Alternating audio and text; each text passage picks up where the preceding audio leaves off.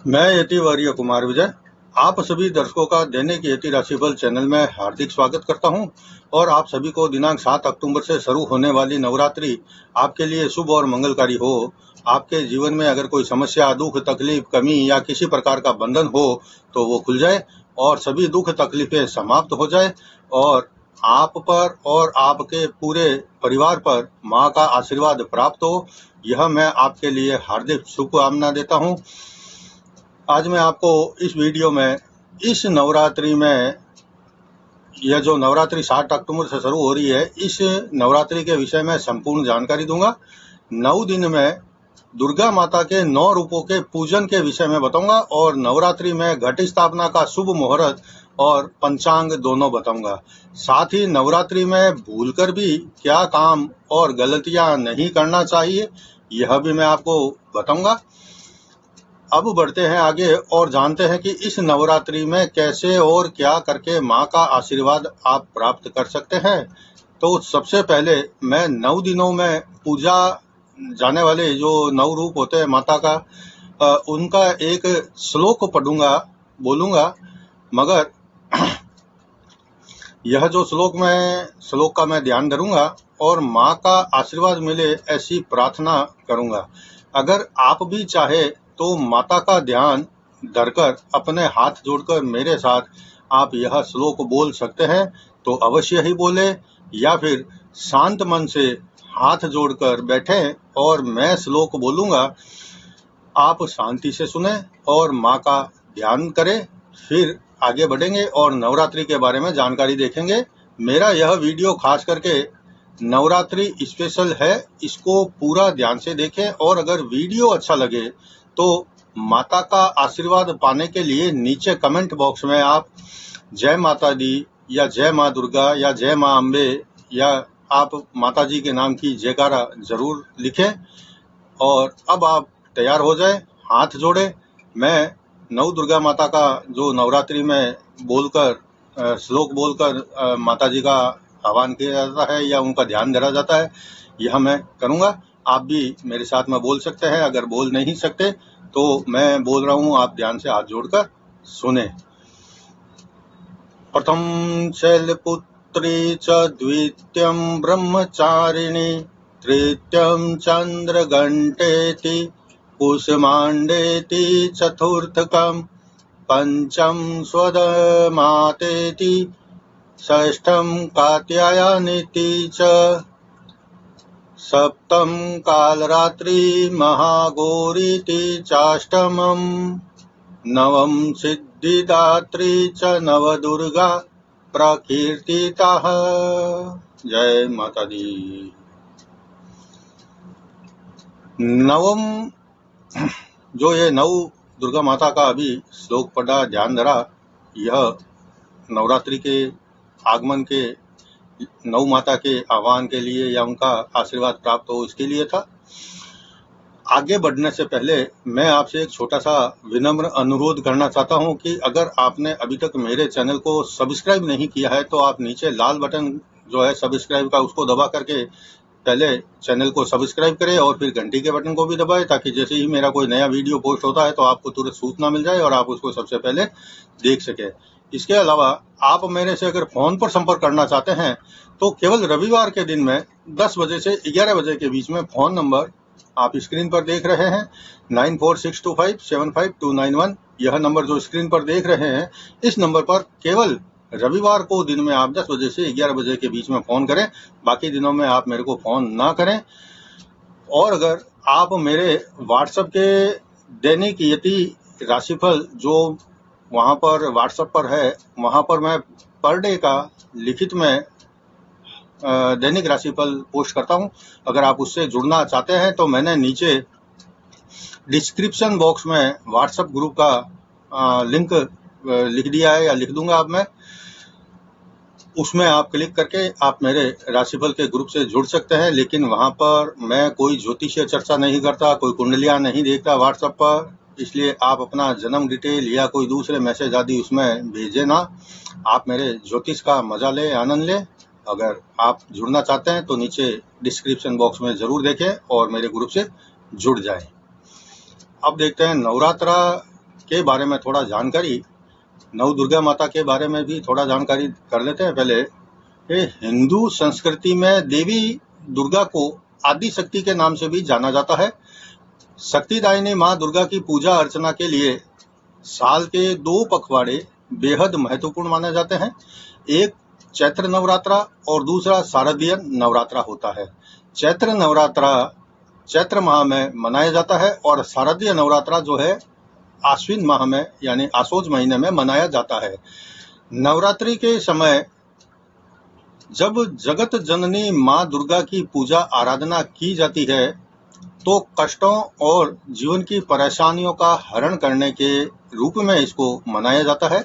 मान्यता के अनुसार माँ दुर्गा शक्ति और सतत चक्र की ऊर्जा देने वाली है। 2021 नवरात्रि में आपकी सभी मनोकामना पूर्ति के लिए माँ दुर्गा और उनके सभी स्वरूपों की आराधना भी आप कर सकते हैं। इस साल 2021 में अश्विन मास में नवरात्रा 7 अक्टूबर 2021 को शुरू होंगे और 14 अक्टूबर 2021 को नवमी मनाने के साथ ही संपूर्ण हो जाएंगे। 15 अक्टूबर को बुराई पर अच्छाई की विजय और असत्य पर सत्य के विजय के प्रतीक के रूप में दशहरा यानी विजयदशमी मनाई जाएगी। इस साल में घट स्थापना का जो मुहूर्त है वह 7 अक्टूबर को इस प्रकार से रहेगा। मैं आपको पंचांग बता देता हूं ताकि आपको नवरात्रा में घट स्थापना करने का सही समय, शुभ समय आपको पता चल जाए और आप सही समय में, शुभ समय में अपने घर में नवरात्रि में माता जी का आह्वान करके घट स्थापना कर सकते हैं। दिनांक 9 अक्टूबर 2021 गुरुवार, अश्विन मास शुक्ल पक्ष की प्रतिपदा तिथि दोपहर 1:46 तक रहेगी। फिर द्वितीय तिथि शुरू हो जाएगी। चित्रा नक्षत्र रात 9:13 तक रहेगा। फिर स्वाति नक्षत्र शुरू होगा। सुबह 1:18 तक जो चंद्रमा है वह कन्या राशि में गोचर करेगा। उसके बाद में 1:18 के बाद में चंद्रमा तुला राशि में प्रवेश कर जाएगा। राहु काल का समय घट स्थापना के दिन क्या रहेगा, तो राहु काल का जो समय है वह दोपहर में 1:54 से 3:22 तक रहेगा। इस 1:54 से 3:22 के राहु काल के समय में कोई भी घट स्थापना या शुभ काम नहीं करना चाहिए। अभिजीत मुहूर्त घट स्थापना के दिन दोपहर में 12:02 से 12:49 तक रहेगा और अमृत काल का समय दोपहर में 3:23 से 4:50 तक अमृत काल का समय रहेगा। इसी प्रकार से विजय मुहूर्त जो है वह दोपहर में 2:23 से 3:10 तक विजय मुहूर्त रहेगा। धूम मुहूर्त का जो समय है वह 10 बजकर सुबह है दिन में यानी कि 10:28 से 11:55 तक रहेगा और दोपहर में 3:10 से 3:57 तक भी यह धूम मुहूर्त रहेगा। आप घट स्थापना दिन में 10:57 से 12:26 तक का जो समय है चर का चौगड़िया रहेगा और उसके बाद में 12:56 से 26 से 1:54 तक जो लाभ का चौगड़िया है उसमें आप स्थापना कर सकते हैं। मैं दोबारा मुहूर्त बता देता हूं। दिन में 10:57 से 12:26 तक चर का चौगड़िया रहेगा, इसमें आप स्थापना कर सकते हैं। फिर 12:26 से 1:54 तक लाभ का चौगड़िया रहेगा, इसमें आप घट स्थापना कर सकते हैं। उसके बाद राहु काल शुरू हो जाएगा और पूरे दिन कोई और ज्यादा शुभ मुहूर्त या मुहूर्त नहीं रहेगा। अभिजीत मुहूर्त में भी आप घट स्थापना कर सकते हैं। अभी तक आपने इस साल में आश्विन नवरात्रा में घट स्थापना का शुभ मुहूर्त और पंचांग देखा और अब बढ़ते हैं आगे और देखते हैं कि नवरात्रि को कैसे हम माँ दुर्गा या माँ अम्बा जी की या फिर अपने कुल देवी माता की स्थापना करके उनको खुश करके अपने घर में शुभ मंगल और रिद्धि सिद्धि को माँ के आशीर्वाद के साथ पा सकते हैं। तो नवरात्रि के जो 9 दिन होते हैं उनको मैं पहले आपको एक क्रम में या सिलसिलेवार बता देता हूँ। पहले दिन शैलपुत्री माता की पूजा होती है। दूसरे दिन ब्रह्मचारिणी माता की पूजा होती है। तीसरे दिन चंद्रघंटा माता की पूजा होती है और चौथे दिन कुशामांडा माता की पूजा होती है। 5वें दिन स्कंद माता की पूजा होती है। छठे दिन कात्यायनी माता की पूजा होती है, 7वें दिन कालरात्रि माता की पूजा होती है, 8वें दिन महागौरी माता की पूजा होती है और 9वें दिन सिद्धिदात्री माता की पूजा होती है। अब मैं आपको घट स्थापना या पूजा करने का जो तरीका होता है या विधि होती है उसके बारे में संक्षिप्त में थोड़ी सी जानकारी दे रहा हूं। आप जो है ध्यान से देखें। नवरात्रि पर्व के प्रथम दिन स्नान करके जमीन माता को, धरा देवी को, जमीन देवी माता को, धरती माता को एवं इष्ट देवी माता को या कुल देवी माता को नमन करते हैं। उसके बाद में कलश में आम के पत्ते, जल, सुपारी, सिक्का, चावल, फूल, नारियल आदि सामग्री एकत्रित करके कलश स्थापित किया जाता है, धूप दीप किया जाता है तथा देवी के सभी रूपों का स्मरण करके घट स्थापना करते समय यह मंत्र बोलते हुए संकल्प लेना चाहिए। अगर आप मंत्र नहीं भी बोल सकते हैं तो भी कोई बात नहीं, आप अपनी घट स्थापना माता जी का आह्वान करके कर सकते हैं।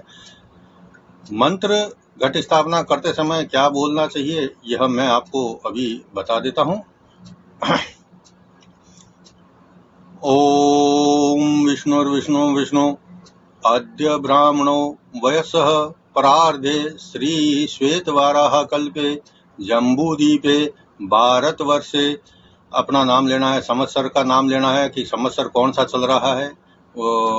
अमुक नाम संवत्सरे आश्विन शुक्ल प्रतिपदे। फिर जिस दिन जैसे गुरुवार को नवरात्र शुरू हो रहा है तो ऐसे बोलना चाहिए, गुरुवासरे प्रारंभमाणे नवरात्र पर्वणि एतासु नौ तिथिषु अखिल पाप क्षय पूर्वक श्रुति समृत्युक्त पुण्य समवेत सर्व सुखोपलब्धे संयमादि नियमानं दृढ़ं पाल्यम्। अमुक गोत्र यानी आप अपने गोत्र का स्मरण करें, नाम ले। अमुक नाम आप अपना नाम ले। भगवत्या दुर्ग्या प्रसादाय व्रत विधाशय।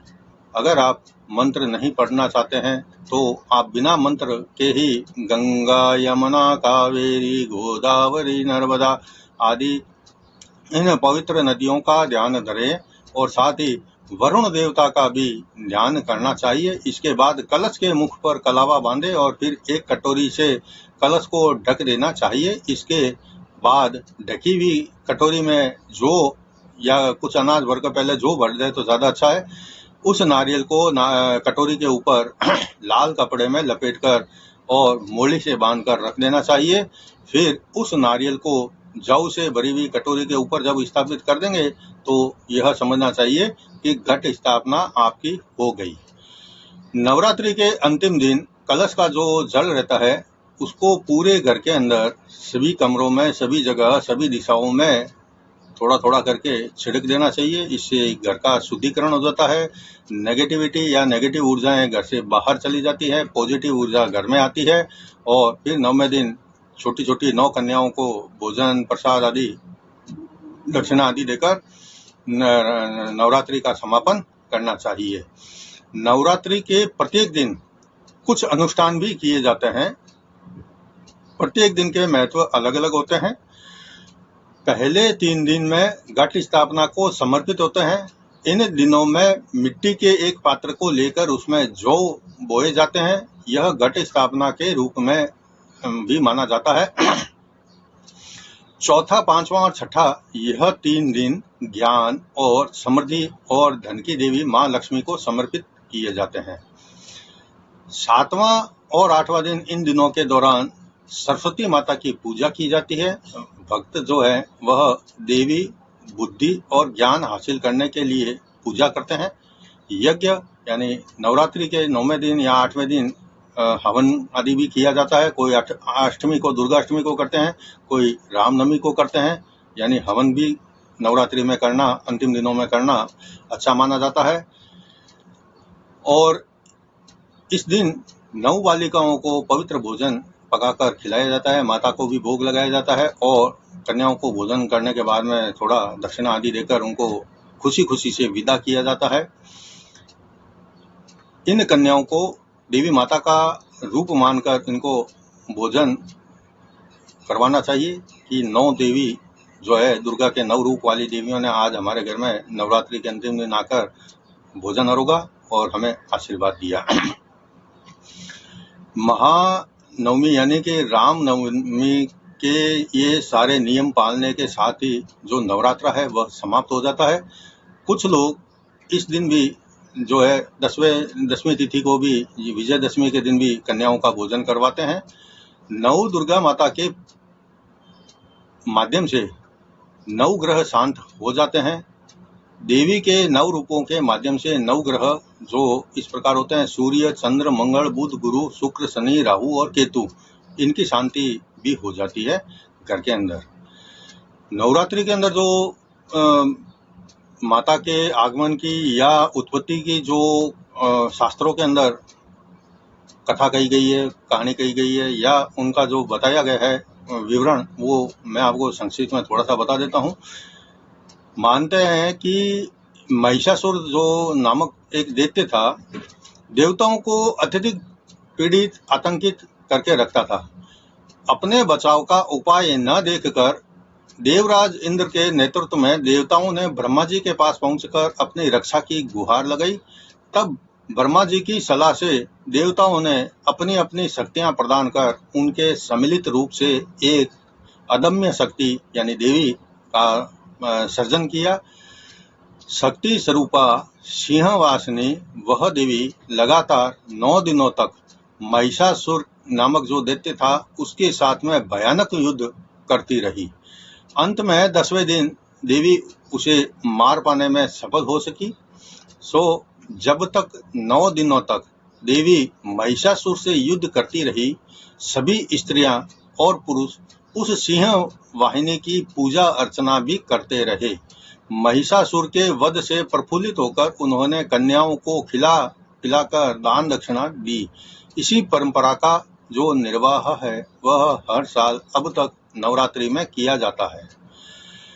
अब तक आपने नवरात्रि के विषय में काफी कुछ देखा और समझ लिया है, और अब मैं आपको नवरात्रि के 9 दिनों में पूजा की जाने वाली माताओं के नाम और उनके विषय में जानकारी थोड़ी डिटेल में दूंगा। यह जानकारी बहुत महत्वपूर्ण है, आप इसको पूरा ध्यान से देखें और समझें ताकि आप इस बार नवरात्रि में पूर्ण रूप से श्रद्धा पूर्वक माता की पूजा कर सकें और माता का आशीर्वाद पा सकें। 9 दिन में आप जिन देवी माताओं के यानी 9 दुर्गा माता के अलग अलग रूपों की पूजा करते हैं, उनकी क्या खासियत होती है, क्या विशेषता होती है, वह देवी कौन सी होती है, उनकी पूजा करने से क्या फल मिलता है, यह सब मैं अब आपको बता रहा हूँ। नवरात्रि के पहले दिन माँ शैलपुत्री की पूजा की जाती है। इन्हें हिमालय पुत्री के नाम से भी जाना जाता है। यह शक्ति का स्वरूप होती है और भगवान शिव की अर्धांगिनी कहलाती है। नवरात्रि के पहले दिन माता शैलपुत्री की पूजा करने से अच्छा फल मिलता है, शुभ फल मिलता है, मन की शांति मिलती है। माँ देवी को सफेद और लाल रंग की चीजें काफी पसंद होती है, इसलिए इन्हें सफेद और लाल रंग के फूल या पुष्प अर्जित करके लाल सिंदूर इनको लगाया जाता है या भेंट किया जाता है या चढ़ाया जाता है। गाय के दूध से बने मिष्ठान यानी मिठाई को चढ़ाने से भी शैलपुत्री माता खुश होकर भक्तों की मनोकामना को पूर्ण करती है। साथ ही माँ भक्तों के घर की दरिद्रता को भी दूर करके उसके घर की सभी सदस्यों को रोगों से भी मुक्ति देती है। दूसरा दिन जो होता है वह ब्रह्मचारिणी माता की पूजा उस दिन की जाती है। देवी के इस स्वरूप का आविर्भाव ब्रह्मा जी से ही हुआ है, जिनका नाम तप प्रतीक है। देव ब्रह्मचारिणी माता पार्वती का ही स्वरूप होता है। माता का दूसरा रूप भी ब्रह्मचारिणी का है। नवरात्रि के दूसरे दिन इसी शक्ति की पूजा की जाती है। बड़ी सौम्य सरल स्वभाव वाली माँ ब्रह्मचारिणी को गुड़ और कमल का फूल बेहद पसंद करती है, इसलिए इनको गुड़हल और कमल का जो फूल होता है वह भेंट करना चाहिए, चढ़ाना चाहिए। इस दिन इन्हीं पुष्पों को अर्पित करना चाहिए। भोग में चीनी, मिश्री और पंचामृत बना करके भोग ब्रह्मचारिणी माता को लगाना चाहिए। इन चीजों का उपयोग करने से माँ देवी प्रसन्न होती है, जिससे लंबी उम्र और सौभाग्य प्राप्त होता है। तीसरा दिन देवी माँ चंद्रघंटा की आराधना करने का होता है। देवी चंद्रघंटा बहादुरी और सौंदर्य का प्रतीक मानी जाती है। माँ दुर्गा का तीसरा रूप में माँ चंद्रघंटा का ही पूजन किया जाता है। तीसरे दिन इस देवी की पूजा करने से यह देवी जो चंद्रघंटा माता है, इनकी पूजा की जाती है। देवी माता को दूध और दूध से बनी चीजें हैं वह अर्पित करना चाहिए, इनको ज्यादा पसंद होता है, जिससे माँ जल्दी ही प्रसन्न होती है और सभी दुखों का नाश भी करती है, ऐसा माना जाता है। नवरात्रि का जो चौथा दिन होता है वह कुशामांडा माता की पूजा करने का होता है या उनके नाम से समर्पित होता है। कुशामांडा माता अपने खिलखिलाहट से सारे ब्रह्मांड का निर्माण किया और इसी कारण समस्त जगत की उनकी आराधना, समस्त जगत जो है उनकी आराधना करता है। और माँ दुर्गा कुशामांडा के रूप में नवरात्रि के चौथे दिन उनकी पूजा अर्चना की जाती है। इस दिन माँ को मालपुए का भोग लगाया जाता है, जिससे बुद्धि का विकास होता है, समझ का विकास होता है। अब देखते हैं पांचवा दिन जो है वह नवरात्रि का स्कंद माता के रूप में समर्पित होता है या उनको पूजन किया जाता है। स्कंद माता नवरात्रा के पांचवें दिन इनकी जो पूजा की जाती है, इससे देवी को प्रसन्न करने के लिए हमें केले का भोग लगाना चाहिए। इसे प्रसाद के रूप में दान भी दिया जाना चाहिए, चढ़ाना चाहिए माता को, और अन्य लोगों में केले का प्रसाद बांटना अच्छा रहता है। इससे स्कंद माता प्रसन्न होती है और प्रसाद के रूप में या हमें आशीर्वाद के रूप में संतान देती है या संतान की आयु बड़ी करती है, लंबी करती है, संतान का सुख प्रदान करती है। छठा दिन होता है कात्यायनी माता की पूजा का। कात्यायनी माता जो है शेर पर सवार होती है और उनके 4 हाथ व 3 आंख होती है। नवरात्रा के छठे दिन माँ कात्यायनी की पूजा की जाती है। इस दिन देवी को प्रसन्न करने के लिए मधु यानी शहद का भोग लगाया जाता है। ऐसा करने से माँ साधक को सुंदरता और यौवन दोनों प्रदान करती है और पूजा करने वाले को आशीर्वाद देती है। 7वां दिन होता है नवरात्रि का जो उसमें कालरात्रि माता का पूजन किया जाता है। कालरात्रि माता का अर्थ होता है अंधेरी रात। इस दिन देवी अपने भक्तों को साहसी होने में मदद करती है। माँ कालरात्रि के भी 4 हाथ होते हैं। इन देवी को प्रसन्न करने के लिए गुड़ का भोग अर्पित किया जाता है या फिर ब्राह्मण को भी गुड़ दान दिया जाता है। ऐसा करने से साधक शोक मुक्त होता है। 8वां दिन जो है वह महागौरी का पूजन करके नवरात्रि में मनाया जाता है। देवी महागौरी को दूध, जो महागौरी माता है वह दूध की तरह सफेद होती है, इनका रंग सफेद होता है और सोने के गहने इनके पहने हुए रहते हैं। इनको वह सोने के गहने खूब जचते भी हैं। देवी महागौरी को शांत और ज्ञान का प्रतीक माना जाता है। इस दिन माँ को प्रसन्न करने के लिए नारियल का भोग लगाया जाता है। इसके अलावा इस दिन नारियल को सिर से घुमाकर बहते हुए जल में भी प्रभावित करने से हर प्रकार की बाधाएं जो है वह दूर होती हैं। नवरात्रि का आखिरी और 9वां दिन, नवरात्रि के अंतिम दिन सिद्धि देवी माता की पूजा की जाती है।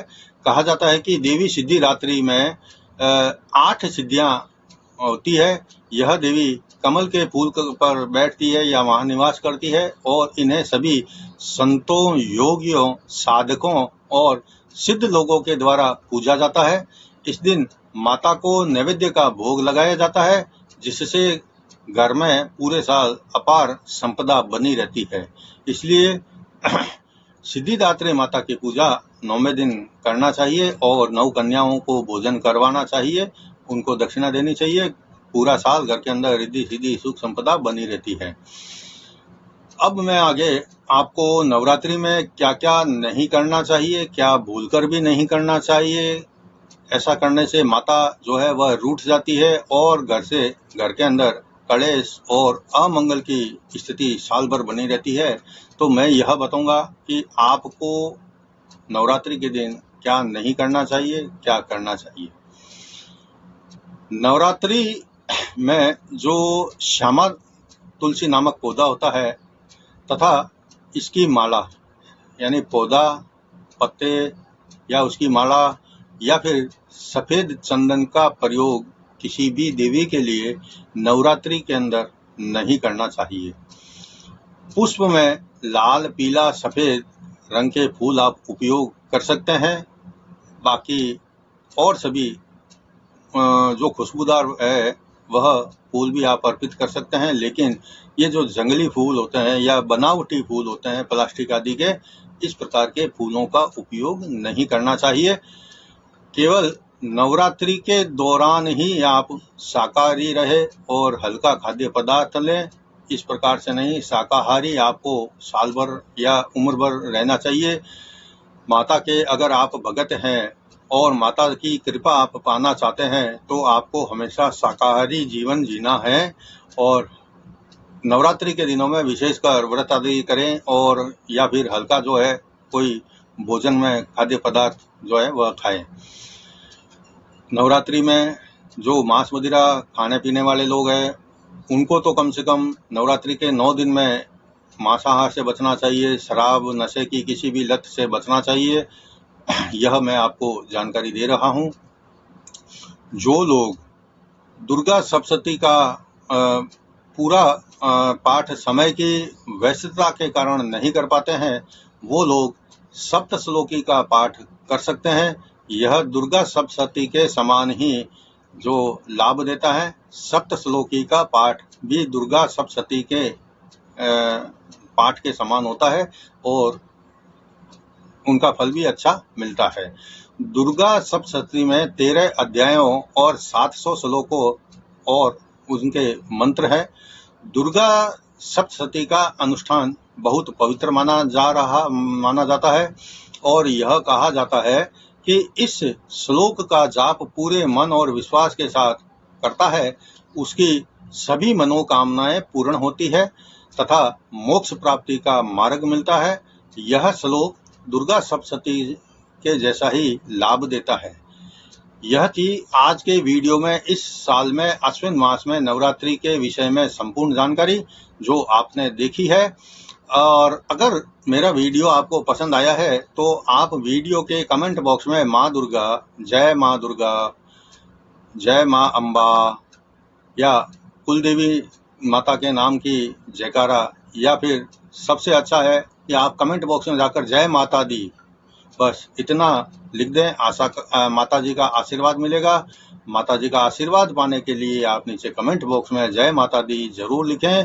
अगले वीडियो में मैं आपको नवरात्रि में किस राशि वालों को किस प्रकार से नवरात्रि मनाना चाहिए, कैसे किस देवी की पूजा करनी चाहिए, क्या करना चाहिए, किस राशि वालों को क्या नहीं करना चाहिए, तो मैं आपकी राशि के अनुसार अलग से आपको एक वीडियो और बनाकर पोस्ट कर रहा हूँ।